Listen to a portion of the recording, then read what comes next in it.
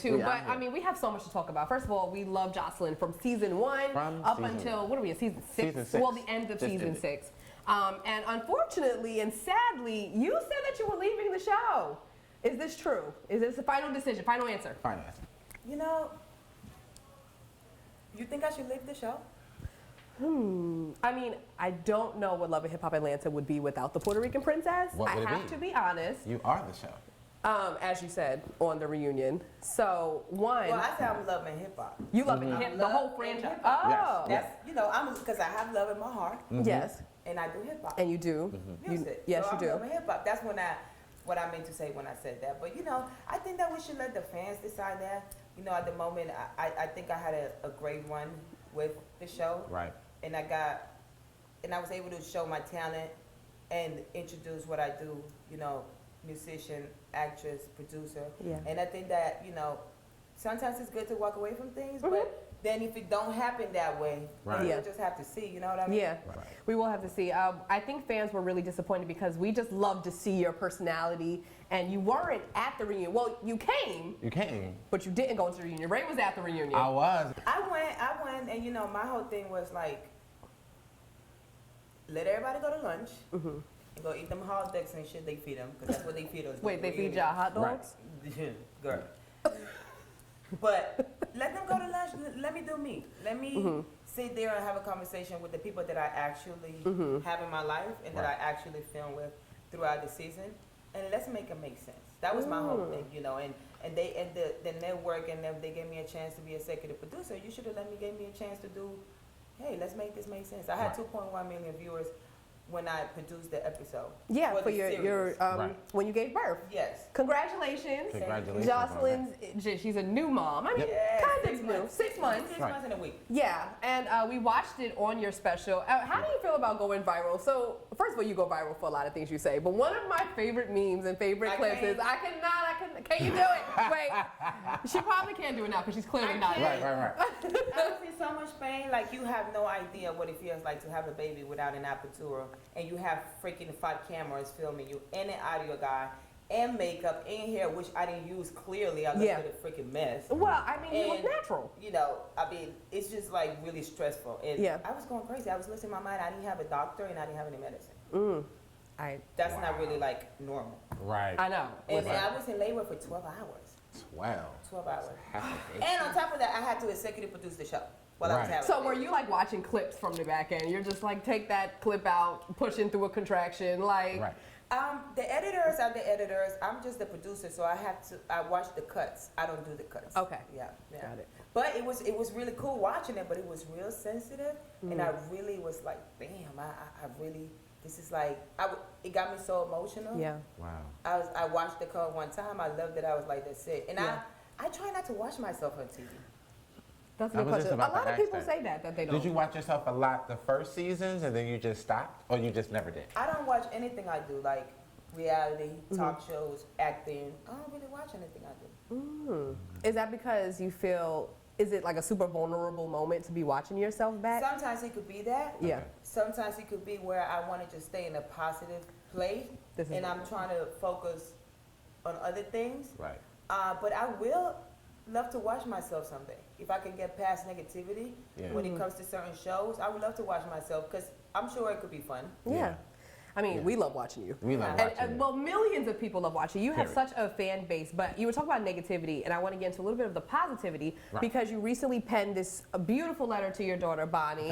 And you put it, a love letter, and you put it on Instagram. So talk a little bit about how motherhood has changed you, because we see a clear change in you. Yeah, we do. Well, thank you. You know, some people might not think so, but, you know, I think being a mother, you got to change because you got to wake up early. You got to feed them every 2 hours. Right. You have to, they depend on you. There's nothing that they could do without you. And it's a special feeling, and I think that it takes you to a place where you really want to be in your life, which is content, settle, and happy, and focus on life, family, kids, and work. She's the best thing that ever happened to me. She changed me for the better because before I had her, I was like, oh my gosh, going bananas. And, you know, when I found out I was pregnant, I was 3 months pregnant, they didn't know, and I was like, you know what? I'm going to take responsibility for my actions, and I'm going to have my baby, I'm going to love her, and I'm going to raise her the right way. And that's what I did. That's Love it. great. And I that's think what I'm doing. One of the most beautiful examples of that is the reunion, because what you were really saying was that I don't want to be in the midst of the riffraff. I don't want to argue. I don't want to talk about any of that. I literally just want to be surrounded by people who I already know I rock with. Yeah. And let's get this segment out of the way, and then y'all can go back to doing whatever you want to do. And that's not the biggest change. I don't know what is. I totally get it and understand it. And I think that everybody grows throughout the years. Yeah. I think everybody grows throughout the years, and I think that we do things when we're younger that we necessarily don't want to do or don't know that it looks ratchet and stupid and it's not worth it.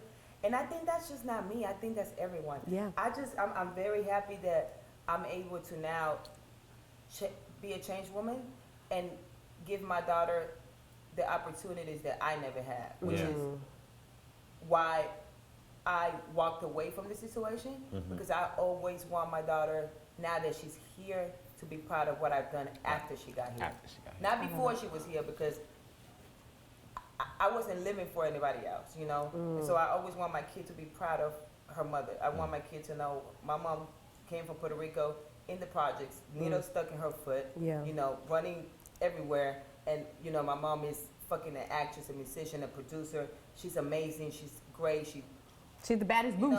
Yeah. And I want my daughter, I love my daughter like to pieces. So I want her to be proud of me. One, we saw Stevie J put up on Instagram a free Bonnie Beller t-shirt. What is going on with that situation?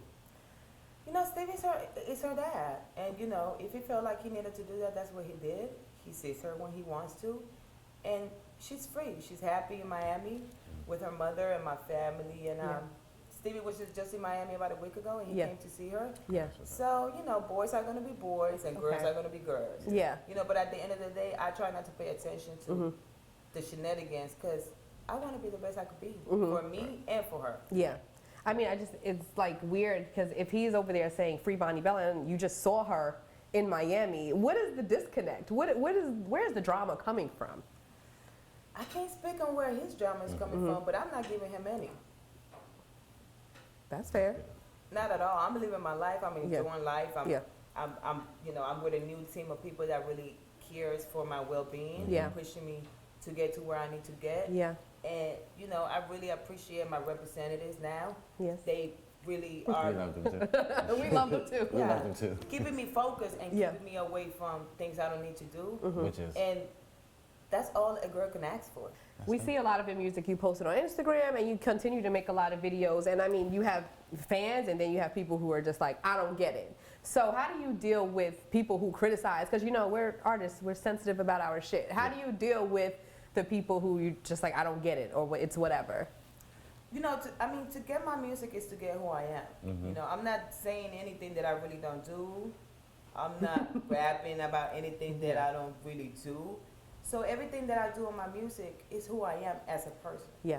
I just get to transform into being an artist and being able to dance with a pair of thongs and naked if I want to with my music without a person judging me, because I could take myself from this element, being a mother, and I can do my music. I have a lot of fans. My fans love my music. I got a lot of kids, a lot of the gay boys understand it because they live so freely. Yeah. Because they had to learn how to live in a free way, because I have, you know, people, you know, bashing them. Of course. And so it's almost like they live through me, because what I say, they want to say that in the mirror. They want to pop it like it's hot. Yeah. They want to talk the shit that I They talk. live through you. Yeah. And so I feel like my music fans are people that want to be free and that don't want to care about what others has to say about them. Yeah.